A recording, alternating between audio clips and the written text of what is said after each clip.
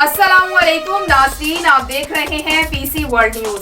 कौमी कबड्डी प्लेयर लाला उबैदुल्ला ने तहसील समुंदरी में शजरकारी मुहिम के तहत पौधे लगाए। हमारे सिटी रिपोर्टर अब्दुल हमाद की तफसीलात के मुताबिक पाकिस्तान कौमी कबड्डी टीम के प्लेयर लाला उबैदुल्ला ने तहसील समुंदरी में शजरकारी मुहिम के तहत शहरियों के साथ मिलकर पौधे लगाए। इस दौरान लाला उबैदुल्ला शहरियों के साथ घुल मिल गए। शजरकारी मुहिम के तहत उन्होंने शहरियों के साथ मिलकर 1200 से ज्यादा पौधे लगाए। उनमें कीकर, बेरी, शहतूत, अर्जन और दीगर इकसाम के पौधे शामिल थे।